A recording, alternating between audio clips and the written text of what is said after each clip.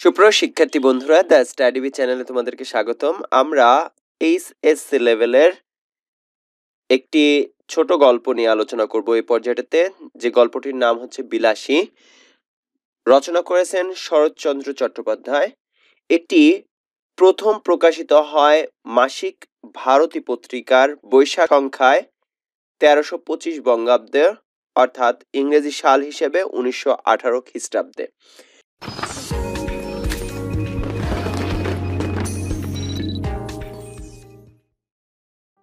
তো এই গল্পটা মূলত হিন্দু ধর্মের যে জাত প্রথা, সেই প্রথাকে একটু ইঙ্গিত করে, সেই জাত প্রথার উপরে বিদ্রূপ করে রচনাটা করা, যে আসলে প্রেম বা ভালোবাসার ক্ষেত্রে যে জাত বা অন্যান্য কোনো কিছু মানে না, সেই জিনিসটাকেই অনেক বেশি উপস্থাপন করা হয়েছে এই বিলাসী গল্পটাতে। এটি আমাদের পাঠ্যসূচিতে ছিল, তাই এখনো মনে পড়ে যে সেই সময়টাতে আমাদের যিনি ম্যাম ছিলেন কত সুন্দর করে পড়াচ্ছিলেন। হয়তোবা আমি সেভাবে পড়াতে পারবো না, চেষ্টা করব যে এটার সম্পূর্ণটা বর্ণনাটা করে নিতে। তো চলুন দেখে নেওয়া যাক। প্রথমত লেখক পরিচিতি আমরা শরৎচন্দ্রের বৃহৎ আলোচনা পরবর্তীতে করব। লেখকদের যে আলোচনা আছে সেগুলো পরবর্তীতে আমরা আলোচনা করব। তো এ পর্যায়েতে সংক্ষিপ্তভাবে আমরা একটু জেনে নিই। লেখক শরৎচন্দ্র চট্টোপাধ্যায়, উনি জন্মগ্রহণ করেন 1876 সালে পশ্চিমবঙ্গের, ভারতের পশ্চিমবঙ্গের হুগলি জেলার দেবানন্দপুর গ্রামে। এটাকে একটু হাইলাইট করবেন, কেননা গ্রামের নামটা একটু বেশি পরীক্ষাতে আসে। ওনার মৃত্যু হয় 1938 সালে কলকাতাতে। তিনি 24 বছর বয়সে প্রথম মনের ঝোঁকে সন্ন্যাসী হয়ে গৃহত্যাগ করেন।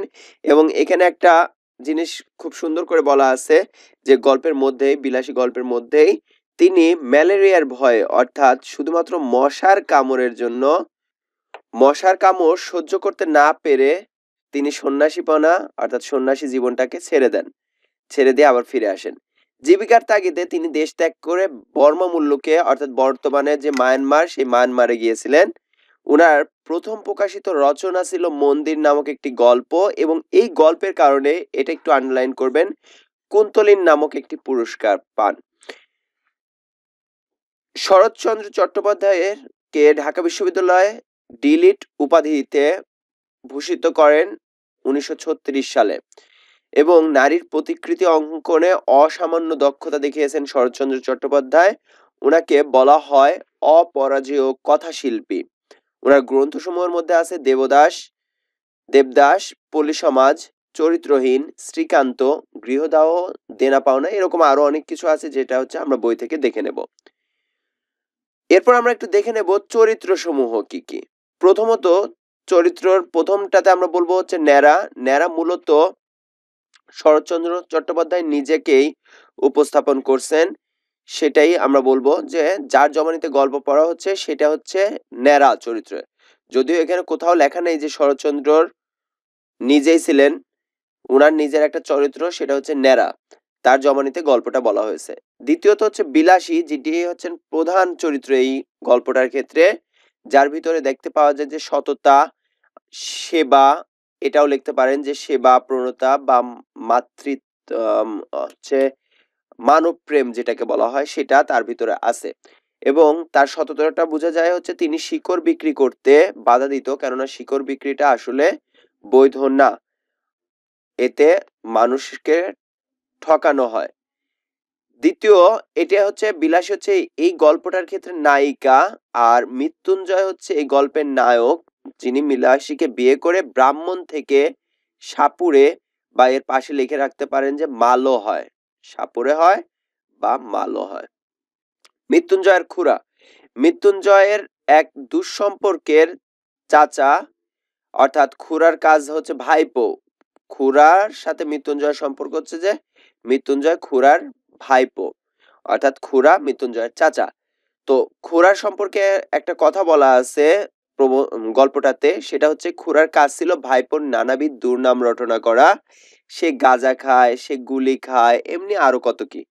তার আর একটা কাজ ছিল বলিয়া বেড়ানো, ওই বাগানের অর্ধেকটা তার নিজের অংশ, নালিশ করিয়া দখল করার অপেক্ষা মাত্র। এটা হচ্ছে মৃত্যুঞ্জয়ের খুড়ার চরিত্র। আর আরেকটা চরিত্র আছে যার উদাহরণ টানা আছে, সেটা হচ্ছে মুখোপাধ্যায় মহাশয়, যিনি বিধবা বিধবা পুত্রবধূকে কাশী থেকে নিয়ে আসে এবং পরে ব্রাহ্মণদের কাঁসার গেলাস উপহার দেন। অর্থাৎ যারা ব্রাহ্মণ ছিল, পূজা করছেন, তাদেরকে তাদেরকে তিনি কাঁসার গ্লাস উপহার দেন। তো এই পর্যায়টাতে আমরা একটু দেখে নেব হিন্দু ধর্মাবলম্বী মতে যুগ সমূহ। এখানে উল্লেখ আছে সত্যযুগ এবং কলিযুগের। এছাড়া হিন্দু ধর্মাবলম্বী মতে যুগের শ্রেণী বিভাগে বলা আছে 4টা যুগ, যেখানে সত্যযুগ হচ্ছে প্রাচীন যুগ, যেখানে সত্যটাকে অর্থাৎ সব দিকে সত্য বা বেদের আচরণ বা এটাকে পালন করাটা সবচেয়ে বেশি ছিল, যার কারণে তাকে বলা হয় সত্যযুগ। তার পরবর্তীতে আছে ত্রেতা যুগ, দাপর যুগ এবং সর্বশেষ হচ্ছে কলিযুগ, যে সময়টাতে সমাজে অনাচার অত্যাচার এগুলো বৃদ্ধি পাবে সেটাকে বলা হয় কলিযুগ। অনাচার অত্যাচার বৃদ্ধি পাবে সেটা হচ্ছে কলিযুগ। এই দুইটা যুগের কথা বলা আছে সত্যযুগ এবং দ্বিতীয়ত বলা আছে কলিযুগ। হিন্দু ধর্মের যে জাত, সেই জাতের বিভাগে যদি আমরা যাই, সেটা হচ্ছে 4টি জাত আছে। প্রথমত হচ্ছে ব্রাহ্মণ, তারপর ক্ষত্রিয়, তারপর বৈশ্য এবং সর্বশেষ হচ্ছে শূদ্র। সো বিলাসী, এই বিলাসী হচ্ছে মালো পরিবারের মেয়ে, যেটা শূদ্র জাতের মধ্যে পড়ে। আর যেখানে আমাদের গল্পের যে নায়ক, তিনি হচ্ছেন মৃত্যুঞ্জয়। এই মৃত্যুঞ্জয় কায়স্থ পরিবারের সন্তান। কায়স্থটাকে বলা হয়ে থাকে সাধারণত যে ব্রাহ্মণের চাইতে নিচু জাতের, কিন্তু ক্ষত্রিয় বা শূদ্র এদের চাইতে একটু উঁচু জাতের, যাদের হচ্ছে জমিদারি প্রথা ছিল, তাদেরকে বলা হয়ে থাকে কায়স্থ। সো মৃত্যুঞ্জয় তার মানে অনেক উপরের জাতিটা হচ্ছে মৃত্যুঞ্জয়, আর একেবারে নিম্ন জাতিটা হচ্ছে বিলাসী। আমরা এইটুকু যদি মাথায় রেখে তারপরে আমরা যদি গল্পটাতে চলে যাই, তাহলে গল্পটার অনেক অংশ বুঝতে পারবো। এই পর্যায়েতে আমরা মূল গল্পে চলে যাই। শুরুটা এভাবে হয়েছে: পাকা 2 ক্রোশ পথ হাঁটিয়া স্কুলে বিদ্যা অর্জন করিতে যায়। এখানে 2 ক্রোশ, 1 ক্রোশ সমান হচ্ছে 2 মাইল, পরে বলা আছে, এই গল্পেরই পরে বলা আছে। সো 1 ক্রোশ সমান হচ্ছে 2 মাইল, তার মানে 2 ক্রোশ মানে হচ্ছে 4 মাইল হওয়ার কথা। তো এরকম 2 ক্রোশ পথ হাঁটিয়া স্কুলে বিদ্যা অর্জন করিতে যাই, আমি একা নই, যায় কয়জন? 10-12 জন। যাহাদেরই বাটি, বাটি বলতে বাড়ি বুঝায়, পল্লী গ্রামে তাহাদেরই ছেলেদের শতকরা 80 জনকে এমনি করিয়া বিদ্যা লাভ করিতে হয়। অর্থাৎ দুইটা জিনিস, যে শতকরা 80 জন এভাবে হেঁটে হেঁটে গিয়ে পড়াশোনা করেন। লাভের অঙ্কে শেষ পর্যন্ত একেবারে শূন্য না পড়িলেও যাহা পড়ে তাহার হিসাব করিবার পক্ষে এই কয়টা কথা চিন্তা করিয়া দেখিলেই যথেষ্ট হইবে যে, যে ছেলেদের সকাল 8টার মধ্যে বাহির হইয়া যাতায়াতের 4 ক্রোশ পথ ভাঙিতে হয়। 4 ক্রোশ মানে 8 মাইল নয়, ঢের বেশি। বর্ষার দিনে মাথার উপর মেঘের জল, পায়ের নিচে 1 হাঁটু কাদা, এবং গ্রীষ্মের দিনে জলের বদলে কড়া সূর্য এবং কাদার বদলে ধুলার সাগর সাঁতার দিয়া স্কুল ঘর করিতে হয়। স্কুল ঘরের নিচে আন্ডারলাইন করি। সে দুর্ভাগা বালকদের মা সরস্বতী, সরস্বতীর নিচে একটু দাগ দেন, যেহেতু একটা বড় লাইন, তারপরে ব্যাখ্যাটাতে আসছি। মা সরস্বতী খুশি হইয়া বর দিবেন কি তাহাদের যন্ত্রণা দেখিয়া কোথায় যে তিনি মুখ লুকাইবেন ভাবিয়া পান না। অর্থাৎ বলা আছে কি, যে এই যে শতকরা 80 জন এভাবে বিদ্যা অর্জন করতে যায়, তাতে করে হয় কি, যাওয়ার সময় দেখা যাচ্ছে 2 ক্রোশ মানে 4 মাইলের বেশি, আবার আসার সময় দেখা যাচ্ছে 4 মাইলের বেশি। এত পথ হেঁটে বিদ্যা অর্জন করতে গেলে পারে কিছু অন্তত শেখা যায়, অল্প কিছু। অর্থাৎ বেশিরভাগ সময়টাতেই তো চলে যায় হাঁটা চলাতে, আর শিখতে পারে কতটুক সময়। সো সেখানে শূন্য না পড়লেও সেখানে যা পায় তাতে দেখা যাচ্ছে কি, যে মা সরস্বতী যিনি হচ্ছেন বিদ্যার দেবী, মা সরস্বতী পাশে লিখে রাখতে পারেন যে হিন্দু ধর্মাবলম্বীদের মতে বিদ্যার দেবী। সো বিদ্যার দেবী খুশি হইয়া বর, এখানে বর মূলত বোঝায় হচ্ছে কাউকে কোনো কিছু উৎসর্গ করা, অর্থাৎ কোনো কিছু ক্ষমতা হতে পারে যে তার জন্য কোনো প্রার্থনা হতে পারে, এই ধরনের কোনো কিছু, যে আমি তোমাকে এই বলটা দিয়ে দিলাম যে তুমি ধন সম্পদের মালিক হবা, তুমি জ্ঞানী হয়ে যাবা, ঠিক আছে, এই জিনিসটা দান করা। সো বর দিবেন কি, তাহাদের যন্ত্রণা দেখিয়া কোথায় যে তিনি মুখ লুকাইবেন ভাবিয়া পান না। অর্থাৎ যদি এই যে 4 মাইল যে পথ হাঁটে, তাতে করে বর্ষার দিনে কাদা জল মাখামাখি করে যায়, আবার গরমের দিনে ধুলার মধ্যে দিয়ে যাতায়াত করে, এটাতে যে পরিমাণ কষ্ট পায় বাচ্চাগুলা, তাতে বর দেওয়ার পরিবর্তে তিনি নিজেই লজ্জায় মুখ লুকাইতেন। সো এই টোটালটার পাশে আপনারা লিখে রাখতে পারেন, এই প্রথম প্যারাটা গ্রাম অঞ্চলের দুরবস্থার কথা বলা হচ্ছে, গ্রাম অঞ্চলে রাস্তাঘাটের দুরবস্থার কথা বলা হচ্ছে। তো আর বরের পাশে লিখে রাখতে পারেন যে এটা হচ্ছে আশীর্বাদ দেওয়া, বর দেওয়া মানে হচ্ছে আশীর্বাদ দেওয়া। আচ্ছা, তো তাহলে এটা গেল প্রথম প্যারা। দ্বিতীয় প্যারাতে কি বলছে, তারপরে এই কৃতবিদ্য অর্থ যে শিক্ষিত, এক কথায় লিখে রাখতে পারেন যিনি বিদ্যা অর্জন করছেন তাকে বলা হয় কৃতবিদ্য, বা আমরা বলতে পারি যে শিক্ষিত, মানে মোটামুটি যারা শিক্ষা গ্রহণ করছে।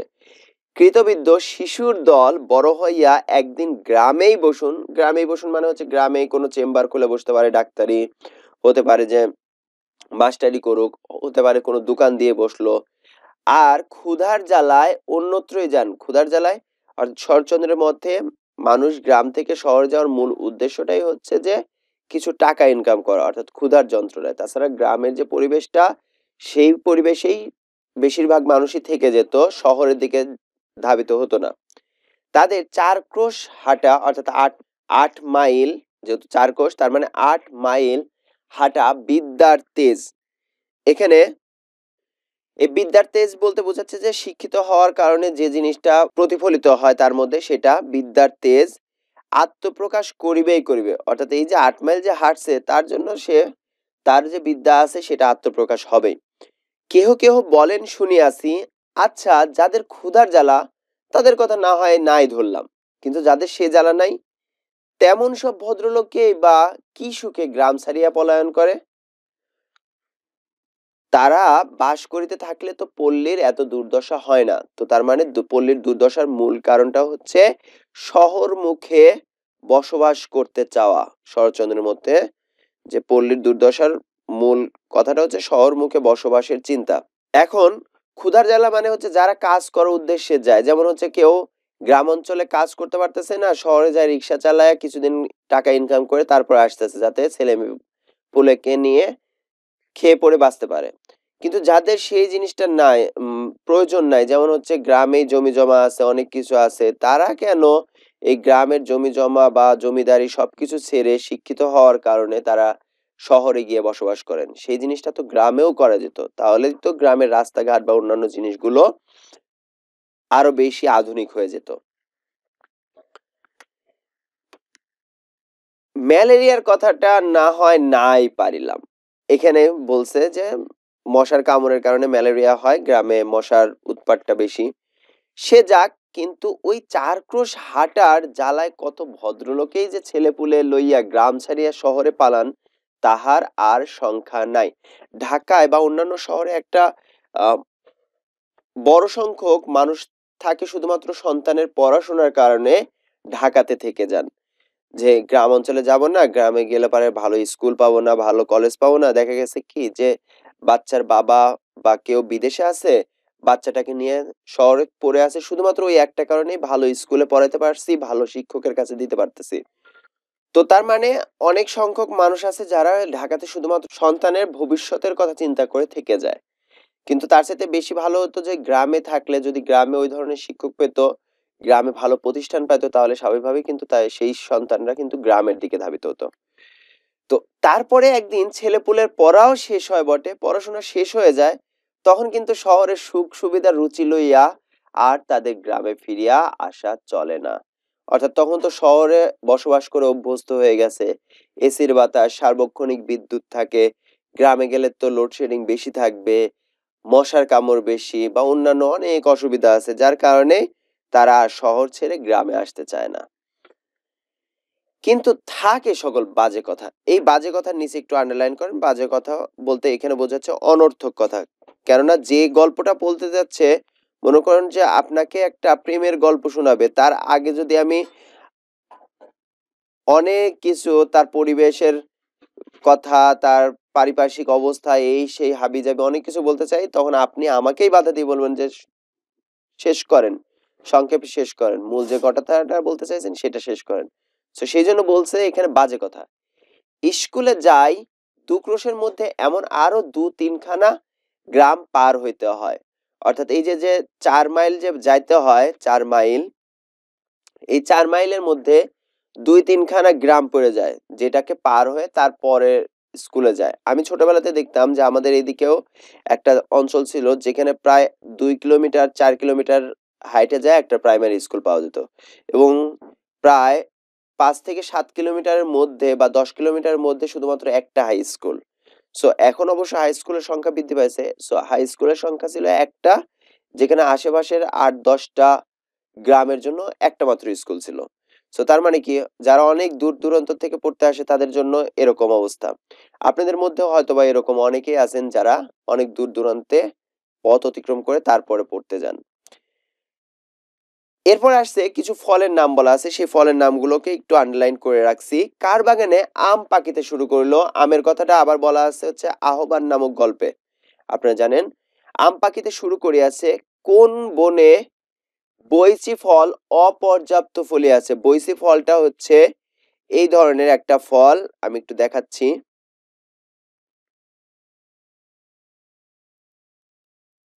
ফল যেটা লাল রঙের, অপর্যাপ্ত ফলিয়াছে, কার গাছে কাঁঠাল এই পাকিল বলিয়া, কার বর্তমান কম রম্ভার কাদি কাটিয়া লইবার অপেক্ষা মাত্র। মর্তমান হচ্ছে একটা কলার জাতকে বলা হয় মর্তমান। এর পাশে লিখে রাখেন কলার জাত। এটা হচ্ছে সাধারণত মায়ানমারের একটা কলার জাতকে বোঝায়। সো ধারণা করা হয় যে এই রচনাটা হয়তোবা মায়ানমার বা বার্মায় যে গেছিলেন তখন থেকে এই লেখাটা রচনা করা হয়েছে, যার কারণে এখানে ওই মায়ানমারের যে কলারটা আছে সেটার নাম বলা আছে বর্তমান। বর্তমান হচ্ছে মায়ানমারের একটা কলার জাত। রম্ভা মানে হচ্ছে কলা, কাদি তো কলার কাদি। কার বর্তমান রম্ভার কাদি কাটিয়া লইবার অপেক্ষা মাত্র, কার কানাচে, কানাচে বলতে বাড়ির পিছনের অংশকে বোঝায়। আমরা কথায় কথায় বলি যে আনাচে কানাচে, যেখানে যা কিছু আছে, অর্থাৎ মশা মাছির জন্ম নেয়। সো সেই কানাচ অর্থাৎ বাড়ির পিছনের অংশটাকে বলা হয় কানাচ। ঝোপের মধ্যে আনারসের গায়ে রং ধরিয়াছে, কার পুকুর পাড়ের খেজুর মেথি। খেজুর মেথি বলতে বোঝা যাচ্ছে গ্রাম অঞ্চলে বলা হয় খেজুর মাতি, অর্থাৎ খেজুর গাছ যেটা আছে সেই গাছের মাথার অংশটা, যেখান থেকে রসটা আসে, মনে করেন যে এটা খেজুর গাছ। সো এই খেজুর গাছের যে মাথাটা আছে, এই মাথাটাকে কাটলে মাঝখানে সাদা রঙের কিছু জিনিস পাওয়া যায়। সো ওইটা কাঁচা খাওয়া যায়, সেটা হচ্ছে একটু মিষ্টি মিষ্টি লাগে, যার কারণে খেজুর গাছ কাটলে তার মাথাটাকে কেটে খাওয়া যায়। অর্থাৎ ফালটা করলে পারে, অর্থাৎ ফাড়ি করলে মাঝখানে সাদা কিছু অংশ পাওয়া যায়, সেটা খাওয়া যায়, সেটাকে বলা হয় খেজুর মেথি। ছোটবেলাতে অনেকেই হয়তোবা খাইছেন। খেজুর মেথি কাটিয়া খাইলে ধরা পড়িবার সম্ভাবনা অল্প। অর্থাৎ খেজুর মেথি খাওয়া মানে কি, পুরা খেজুর গাছই তো কেটে ফেলাইতে হবে। এইসব খবর লইতেই সময় যায়। কিন্তু আসল যা বিদ্যা, আসল কোন বিদ্যাটাকে আসল বলা হচ্ছে, কামস্কাটকার। অরিজিনালি এটার উচ্চারণ হবে কামচাটকার, কামচাটকা, এর উচ্চারণ হচ্ছে কামচাটকা। সেই কামচাটকা কামচাটকা এই অঞ্চলটা সাধারণত রাশিয়াতে অন্তর্ভুক্ত। রাশিয়ার একটা অঞ্চল, রাশিয়ার অবস্থিত সাইবেরিয়া, যেখান থেকে আমাদের দেশে পাখি উড়ে আসে, সেই অঞ্চলটার একটা অংশ হচ্ছে কামচাটকা। সো কামস্কাটকার রাজধানীর নাম কি, এবং সাইবেরিয়ার খনির মধ্যে রূপা মেলে না সোনা মেলে, এই সকল দরকারি। সাইবেরিয়া হচ্ছে রাশিয়ার একটা অঞ্চল যেখানে অনেক বেশি ঠান্ডা পড়ে, এই জন্য শীতের সময়টাতে সেখান থেকে পাখিগুলো উড়ে উড়ে আমাদের দেশে চলে আসে। খনির মধ্যে রূপা মেলে না সোনা মেলে, এ সকল দরকারি তথ্য অবগত হইবার ফুরসতি মেলে না। অর্থাৎ যেটা যে কাজের পড়া, সেই পড়াটা পড়া হয় না, কিন্তু কার গাছের কাঁঠাল, কার গাছের আম, কার গাছে খেজুর হয়েছে, কার গাছে আনারস পাকছে, সবকিছুর খোঁজ খবর আমাদের নেওয়া হয়ে যায়। সো ওইটাই বোঝানো হয়েছে। তো এখানে কয়টা ফলের নাম বলছে? প্রথমত বলছে আম একটা ফল, বৈচিত্র দুইটা ফল, কাঁঠাল 3 নাম্বার ফল, রম্ভার কাদি অর্থাৎ কলা 4 এবং আনারস 5। এই 5টা ফলের নাম বলা আছে। তো এরপরে কি বলছে? কাজেই এক্সামিনের সময়, এক্সামিনের মানে বলতে হচ্ছে এক্সাম, এক্সামিনেশনকে সংক্ষেপে বলছে এক্সামিনের। এক্সামের সময় এডেন, এডেন মূলত হচ্ছে লোহিত সাগর, লোহিত ও আরব সাগরের মাঝখানের একটা বন্দর, আরব সাগরের মাঝের বন্দর। সো এডেন কি জিজ্ঞাসা করিলে বলি পার্সিয়া, পার্সিয়া বলতে বর্তমানে ইরানকে বোঝায়, ইরান,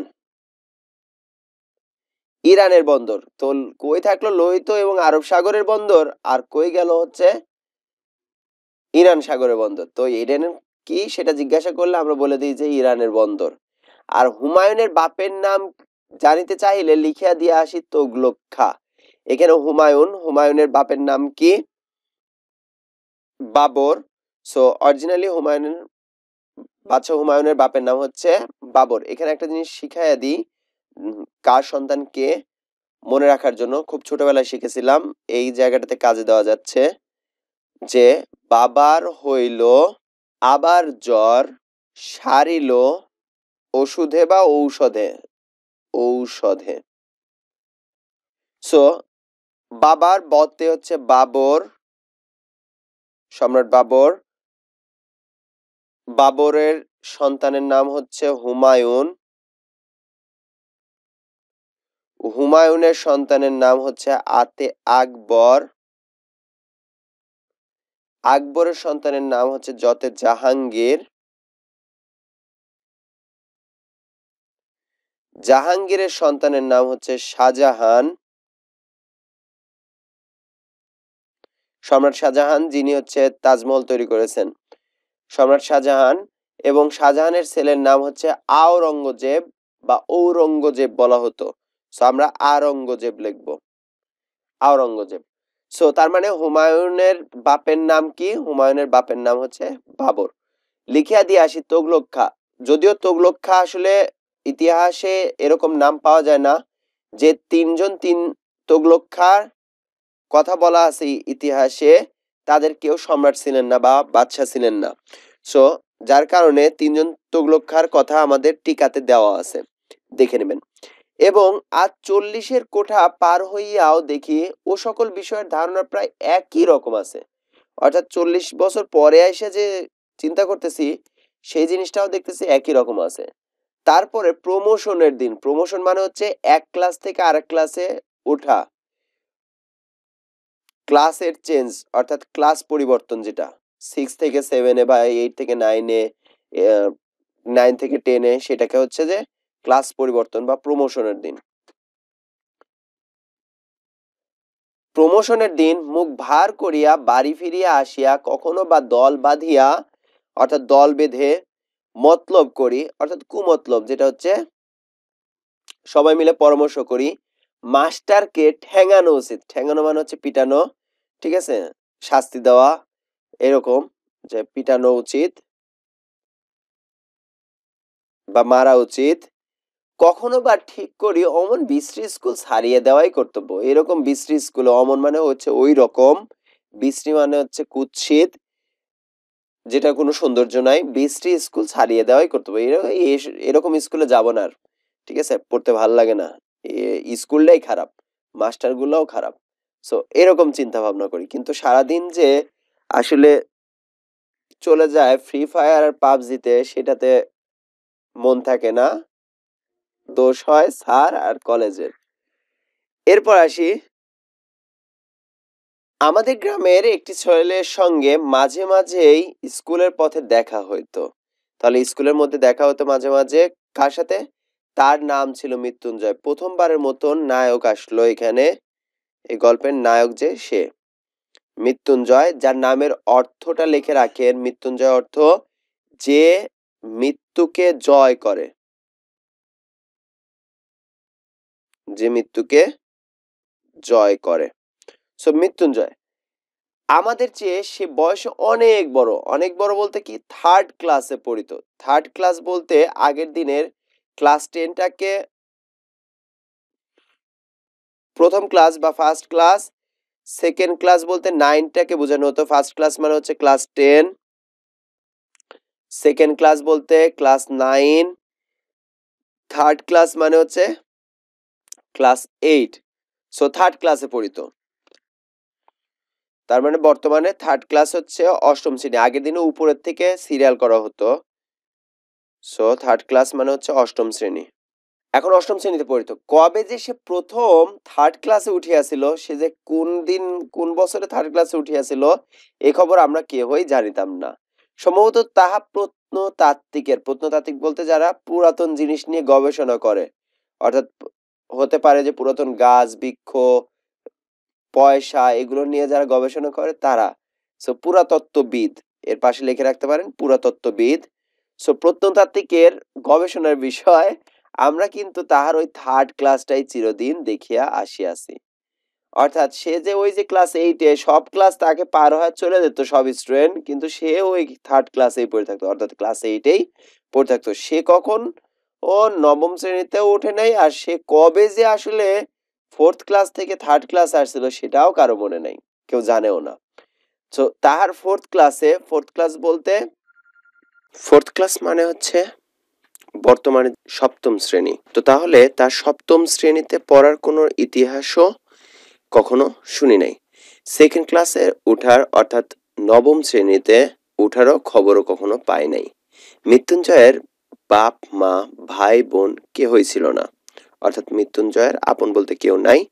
শুধু গ্রামের এক প্রান্তে একটা প্রকাণ্ড আম কাঁঠালের বাগান, আম গাছ এবং কাঁঠাল গাছ আছে যেখানে, আম কাঁঠালের বাগান, আর তার মধ্যে একটা পোড়ো বাড়ি, অর্থাৎ পুরাতন বাড়ি যেটা, সেটাকে বোঝাচ্ছে পোড়ো বাড়ি। আর ছিল এক জ্ঞাতি খুড়া। জ্ঞাতি শব্দের অর্থটা লিখে রাখেন দুঃসম্পর্কের আত্মীয় বোঝাচ্ছে। দুঃসম্পর্কের আত্মীয় বা জ্ঞাতি বলতে যার সাথে চলাফেরা করা হয় তাকে বলা হয় জ্ঞাতি।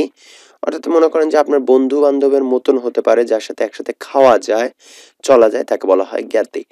জ্ঞাতি খুড়া। খুড়ার কাজ ছিল ভাইপোর নামে, তাহলে তাদের মধ্যে সম্পর্ক হচ্ছে চাচা ভাতিজা। ভাইপোর নানাবিধ দুর্নাম রটনা করা। কি দুর্নাম? সে গাঁজা খায় অর্থাৎ নেশা করে, সে গুলি খায়, গুলি শব্দের অর্থটা লেখেন আফিমের তৈরি মাদক, আফিমের মাদক, সেটাকে বলা হচ্ছে গুলি, গুলি খায়, এমনই আরো কত কি। তার আর একটা কাজ ছিল বলিয়া বেড়ানো। ওই বাগানের, যে বাগানটা আম কাঁঠালের বাগানটা মৃত্যুঞ্জয়ের, ওই বাগানের অর্ধেকটা তার নিজের অংশ, নালিশ করিয়া দখল করার অপেক্ষা মাত্র, অর্থাৎ নালিশ করলে পারে সেটা আমি দখল করতে পারবো, এভাবে লোকমুখে প্রচলন করা। রিজনটা কি, যে আমরা জানি যে একটা কথা যদি 10 বার বলা হয় মিথ্যা কথা, সেটা সত্য পরিণত হয়ে যায়। আর যেহেতু মিথ্যা কথা সত্য পরিণত হয়ে যায় 10 বার বললে, তার মানে সেটাকে দাবি যদি করেই ফেলি, সবার জনমুখে যদি প্রচলিত হয়ে যায়, তার মানে একটা সময় দিতে বাধ্য থাকবে। এই ওসিলায় অবশ্য দখল একদিন তিনি পাইয়াছিলেন বটে, কিন্তু সে জেলা আদালতে নালিশ করিয়া নয়, অর্থাৎ জেলা আদালতে যে নালিশ করবে যে ওইটা আমার জমি সে দখল করে রাখছে, এই আদালতে নালিশ করার মাধ্যমে নয়, উপরের আদালতে। এর পাশে লেখন স্রষ্টার হুকুমে।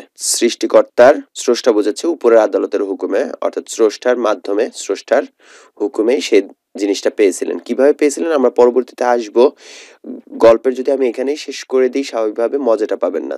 তাই আমি যদিও পড়েছি অনেক কিছু যে শেষ পরিণতি কি হবে, তারপরও আমি বলবো না, কিন্তু সে কথা পরে হইব, সে জিনিসটা পরে হবে সেটা বলছেন। তাহলে এই পর্যন্ত হচ্ছে আমাদের প্রথম অংশটুকু। আমরা পরবর্তী ভিডিওতে বাকি অংশটা নিয়ে আলোচনা করব। ধন্যবাদ সবাইকে। আসসালামু আলাইকুম ওয়া রাহমাতুল্লাহ।